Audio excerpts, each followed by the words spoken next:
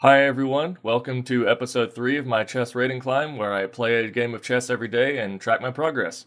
Let's get into a 15-minute game. Okay, so we got the white pieces yet again. We'll start with e4. And again, we get a king's pawn opening, so hopefully we'll get a scotch. Yep, we got a scotch, and if he takes, we'll go into the scotch gambit. Okay, so this is all still theory. A lot of people at my level pause here because they don't know the Scotch Gambit line, or they've just never seen it before. I suspect though that as I continue to climb the rating ladder, that people will know better how to respond to this. There's really only a handful of moves that work. They could develop their knight to f6. They could protect the pawn with the bishop. They could deliver a check with the bishop. They could push d6.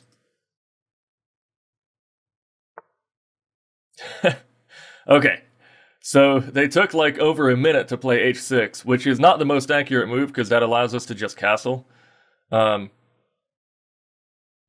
just get a better position out of the opening. h6, I mean, sure it stops the fried liver attack, but it's just too slow. Okay, so here, so here we can actually play c3, and if they take the pawn, we play queen d5, and the only way to stop checkmate is to give up a piece. Okay, so here's the deal. Since they didn't take my c-pawn, probably because they saw the checkmate threat, I can just go ahead and take the d-pawn with my c-pawn, get the big white center, possibly harass this knight a little bit, and our position's looking really good. Okay, so now the question is, let's see, how do we proceed here? Okay, I'm considering pushing the d-pawn to harass this knight. Okay, it can't go to a5 because then that walks into a fork against the knight and the king. Can't go to b4 for the same reason. Going back to the home square just seems abysmal, so it pretty much has to go to e5. Okay, so d5, knight e5, knight takes, pawn takes. I don't really see that does much of anything. I mean, he's definitely going to castle next turn. Let's see. Alternatively, I could push my e-pawn. Let's see. Take, take, take, take, take, take, take. That's just a big even exchange. And I have an isolated e-pawn. Yeah, that doesn't work.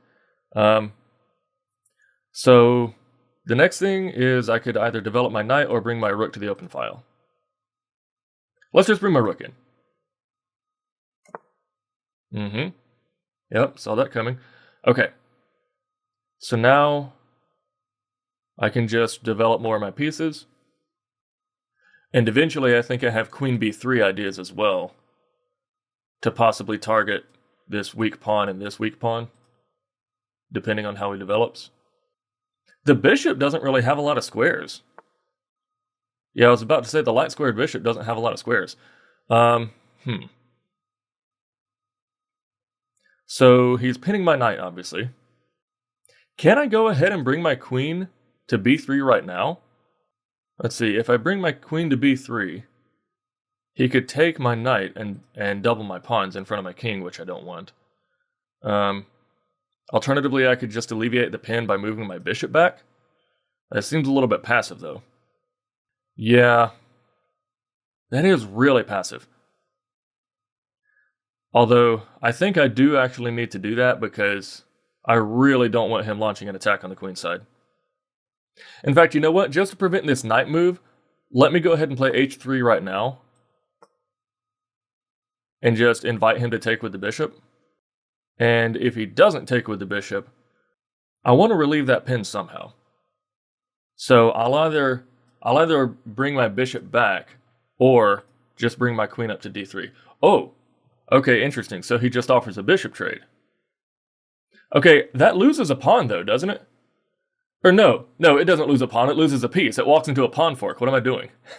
Okay, I was about to say, I can take the bishop, he takes back with the pawn, and then the queen forks this pawn and this pawn, right? Take, queen b3, and now both of these pawns are hit. But obviously, it's better to just win the piece. Okay. All right, so we're going to be up a piece. Question is, do I take his bishop first or do I take his knight first? I probably take his knight. Yeah. Okay, so I take his knight first, and the reason is because I want to encourage further simplification, right?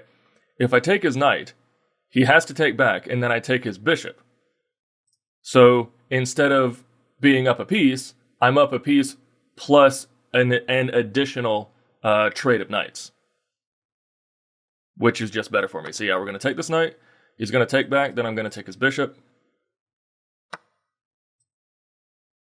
And if he takes my queen, I actually have an in-between check with my pawn.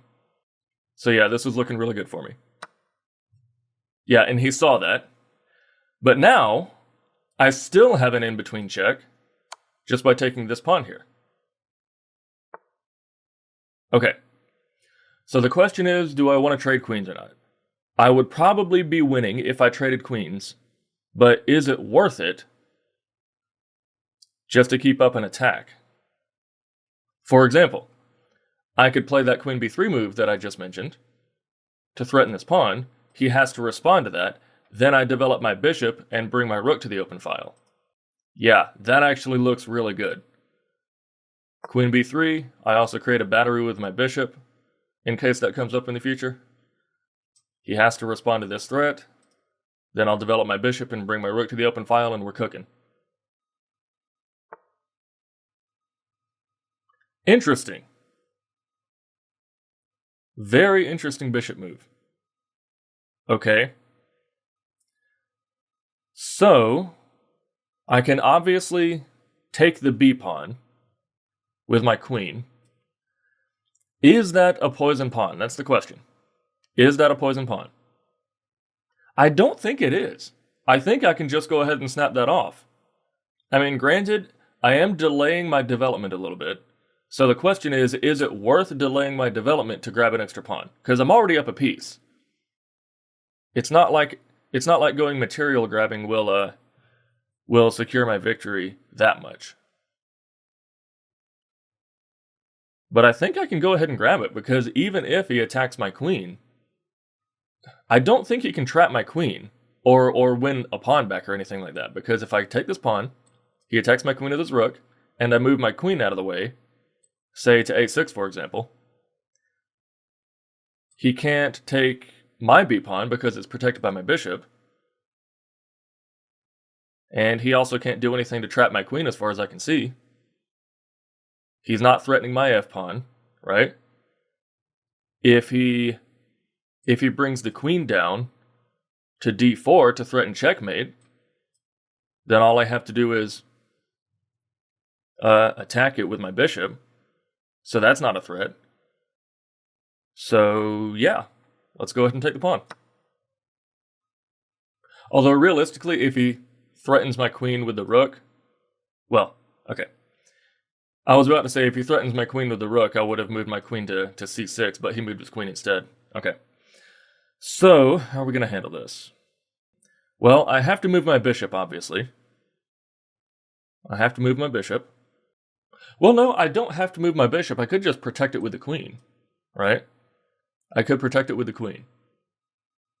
And as far as I can see, there's no way for him to attack the queen if I move it to c6 like I was going to anyway. Not to mention, if I move my queen to c6, that would prepare knight d5 to force the issue and force another trade of pieces, trading my knight for his knight. So yeah, let's go ahead and move my queen to c6. I do need to develop my other bishop at some point, because right now my rooks are not connected. So either bishop d2 or e3 need to be coming in the next couple turns. Okay. So, is my queen threatening to be trapped? I don't think so, because even if he brings his rook to b6, I can still move my queen to a4, and I'm still fine. Okay. So, to develop my bishop, or to force a trade of knights? That's the question. Actually, no. I can't develop my bishop right now because that would hang the pawn. So before I develop my bishop, I would need to push the b pawn to b3 anyway. So yeah, because I can't actually develop my bishop without hanging the pawn, I'll go ahead and make that knight move that I discussed earlier. And that also prevents him from threatening my queen with the rook. Okay, yep. So now, which piece do I take back with?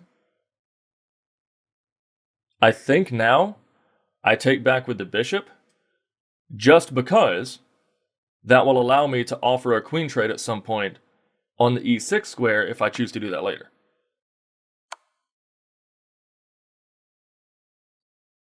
Oh, wow. Yep, that happened. So when did I mess up?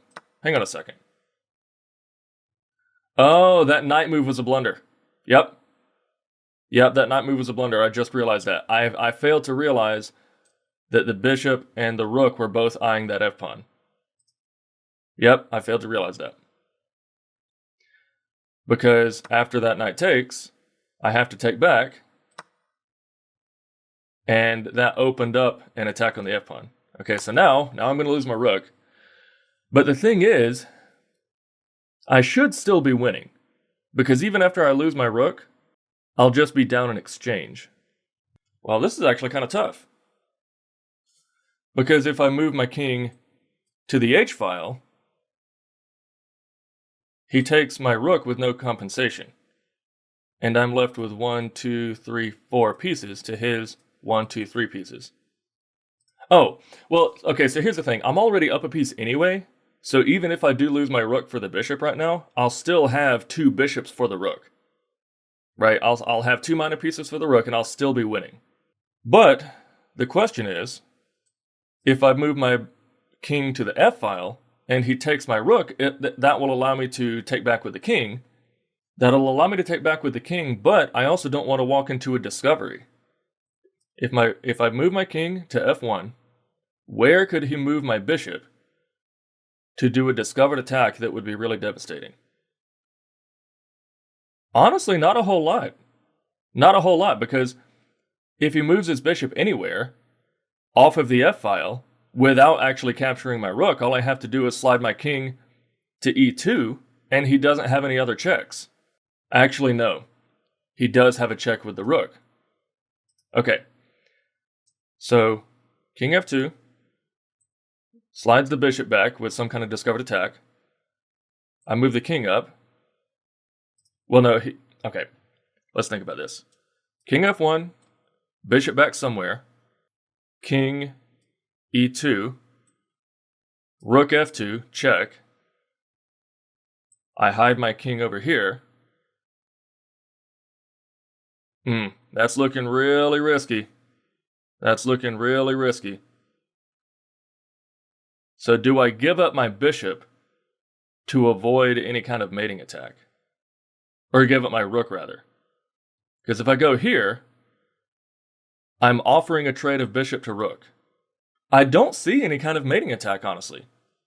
If I go to king f1, and he moves his bishop back to discover an attack on my king, I don't see any follow-up for him.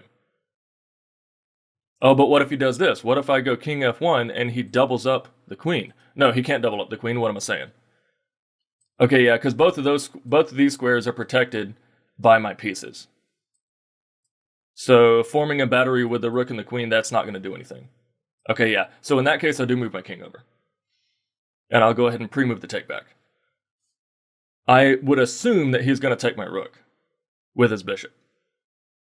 But if he does that, I'll still be pretty winning.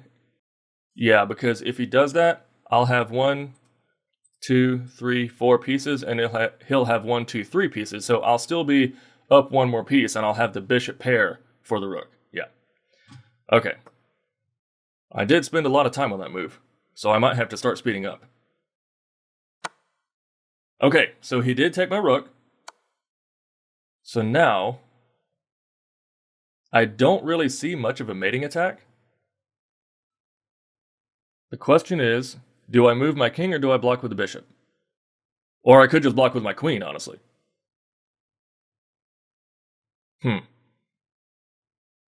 I don't think... No. I don't want to block with the bishop because then he takes my my pawn and also threatens my rook. So yeah, I'm pretty sure I do just block with the queen right here on c3. Or, where else can I move my queen to? I can move my queen, or excuse me, my king to e2. I can move it to d1. King d1 walks into a rook check, so I don't want that. King e2. He doesn't have any follow-up checks if I move my king to e2. He doesn't have any follow-up checks if I move my king to e2. However, I still need to block with the queen because I want the freedom to move my pawn and get my, I want the freedom to move my bishop somewhere and get my rook out. But I can't move my bishop right now because my pawn's under attack. So blocking with the queen will serve the dual purpose of protecting my pawn and also blocking the check. Okay, I definitely will need to speed up though. I'm down to 3 minutes. I am still winning, but not nearly as much as I could have if I had realized that that knight move was a blunder earlier. Okay, so he does trade queens. That doesn't seem very good for him. It seems like this is pretty handily winning now, because surely my 2 bishops are better than his 1 rook. Surely. And I also have 2 more pawns than he does. Wait, no, I'm sorry, hang on. 1, 2, 3, 4, 5. 1, 2, 3, 4, 5. Okay, sorry, we're even on pawns, my bad. But now I can just develop my rook, or rather develop my bishop, and maybe challenge his rook later. Let's see, where do I develop my bishop to? Yeah, I think I need to develop to e3 to attack his pawn and win a tempo. Okay. Yeah, so he's obviously threatening the battery, but, I mean, that's not a big deal. Literally all I have to do is move my king up. And he can't threaten here because that's protected by the bishop. He can't threaten my bishop here because that's protected by the pawn. And he can't even challenge my rook. Okay. Interesting. I mean, I don't think that's a big deal. All I have to do is slide my bishop back. Okay. So, how do I go after his weak pawns? Because 2 of his pawns are isolated. And granted, my 2 pawns are isolated as well, but they're also protected by bishops. Yeah, so I think I just bring my rook to the open file here.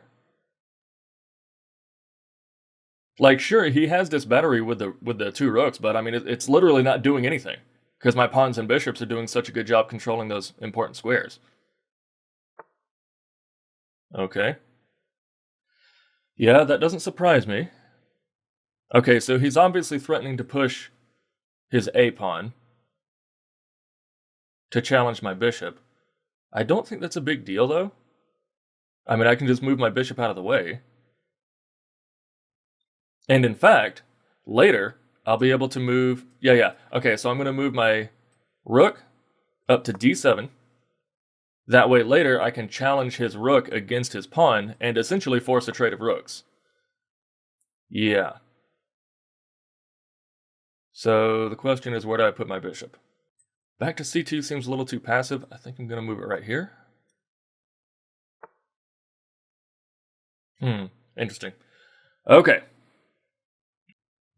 So he's obviously threatening my g-pawn. I think I can just push my g-pawn up. Because there's no way, at least right now, he can move his rook to h7. Or excuse me, h5, to threaten my h-pawn. Okay, let's think. Yeah, and he can't slide his rook this way to threaten my h-pawn because that's controlled by the bishop. So yeah, we're moving the g-pawn up. And next turn, I can actually threaten his e-pawn. And I don't think there is actually a way he can stop it. Okay. Oh, wait a minute. Okay. I guess this is when puzzles come in handy. Okay. Yeah, so I have a check here. I might actually have a mating attack, but if not, I'm definitely going to win material. Okay. So I can check. King has to move back. Bishop checks. King moves up. Yeah, there's no way that's not right. We'll pre-move that here. Okay. So at the very least, I can win his rook by moving my bishop back here.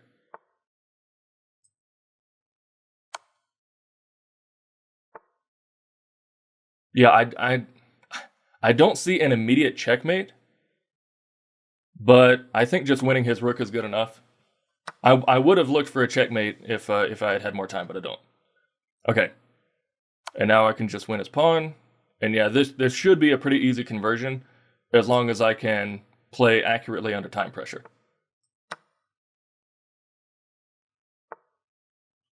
Yep. Okay, now we just offer a rook trade. And if he declines the rook trade, then I take his other pawn. And this, yeah. Okay. So, he blundered a piece in the opening. I blundered an exchange, which allowed me to still win. And then he blundered an exchange back. So, ultimately, that lifted me up a piece. And he resigns. Okay. Okay, so, yeah, let's go ahead and review that. Oh my god. Would you look at this graph here? Oh, that's so embarrassing. I had a handy lead up until right here, and then I threw it away, and then he threw it away back and gave it back to me. Oh man. Okay. Yeah, this is going to be an interesting learning experience. Okay. So we start off with the Scotch. Yeah, a6 is too inaccurate. It's too slow. Okay. Okay, yeah, so c3 is a pretty thematic move in the Scotch Gambit. I don't know. It did give a check mark, but I guess it wasn't the most accurate. Okay.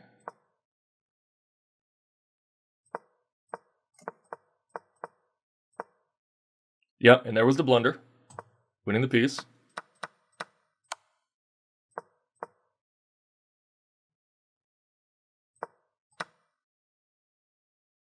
Interesting. Really? So, I wonder... Is it not going to trap my queen? Okay, yeah, let's go to the analysis. Okay, I am still winning in this position, but that queen move was listed as a mistake. So, how does he punish me for that? Okay, move my queen back, or my bishop. Here, here.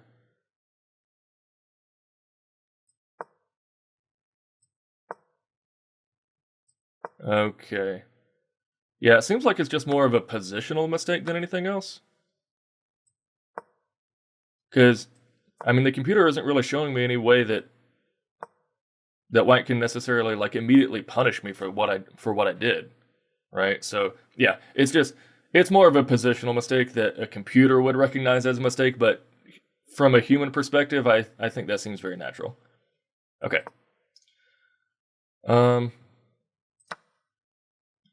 Okay, moving on. Yep. Now that I agree was a mistake, because that allows him to win an exchange back. So all he has to do is go here. Then once actually, what did I do? Yeah, took back with the bishop. Oh wait, that was a blunder? It was a blunder to take back with the bishop. Okay, so what was I supposed to do? If not take back the piece. Okay, analysis. Uh-huh. Okay, so the computer prioritized protecting that F pawn over capturing the piece back. Very interesting. Okay, then he moves his knight, takes.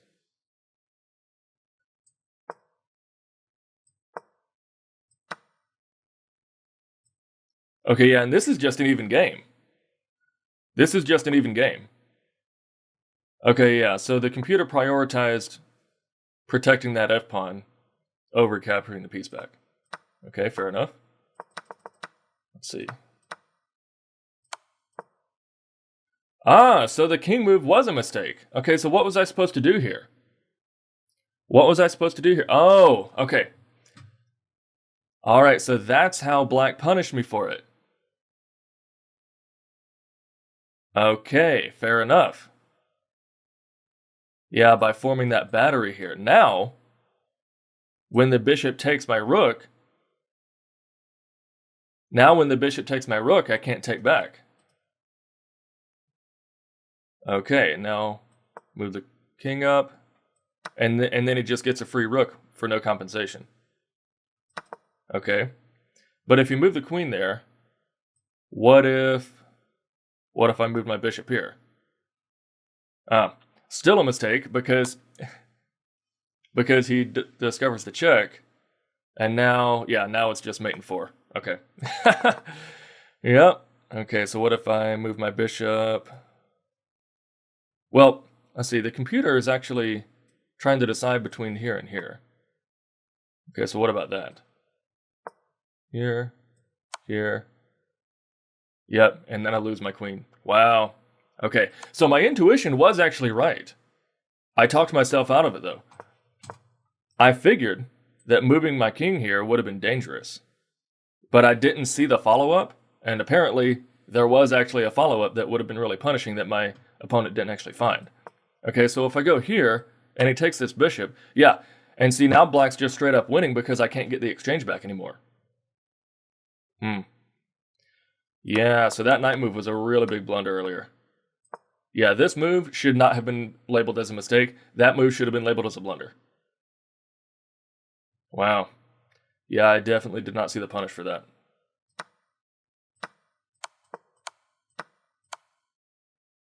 Yep, and then that was a miss. So they should have checked here.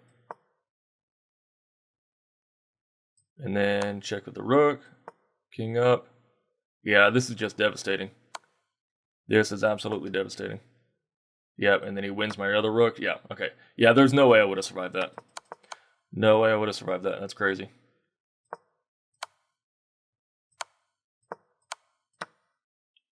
Yeah, and then there, after he traded queens, he gave me all of my advantage back. Because now he doesn't have an attack on my king anymore, and now I just have a material advantage.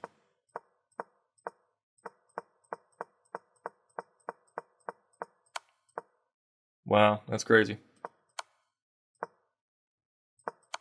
Okay, so here I had mate in 11, fair enough. It wasn't an immediate checkmate. It wasn't like mate in 3 or something.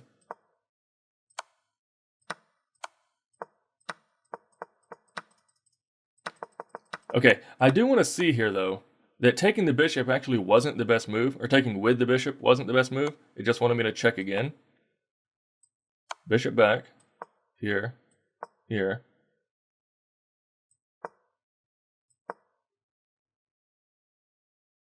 Okay, so obviously I'm threatening to move my pawn up to hit this rook, but why can't he just push this pawn? Oh, of course. He can't push that pawn to stop it because then I just take and it's the same thing. Okay, fair enough. Okay, here. Take with the pawn. Take. Then same thing again.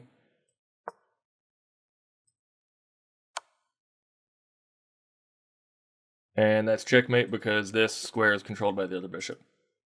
Okay, fair enough. Yeah, so the only way to stop checkmate, if I had positioned my bishop here instead of just taking the rook right away, is by pushing this pawn and forcing him to give up his rooks to delay checkmate as much as possible. Okay, fair enough. Okay. Well, lesson learned, keep an eye on those batteries. And keep an eye on, or not the batteries, but the X-rays. Keep an eye on the X-rays when multiple pieces are aiming at one target square. Okay, yeah, right here. Keep in mind of multiple pieces aiming at one target square through an X-ray, right? Okay, so lesson learned. I'll try not to do that in the future, but I did gain some rating points. I'm now at 1469. Hopefully we'll get to 1500 soon. Okay, thanks for watching episode 3. Bye, y'all.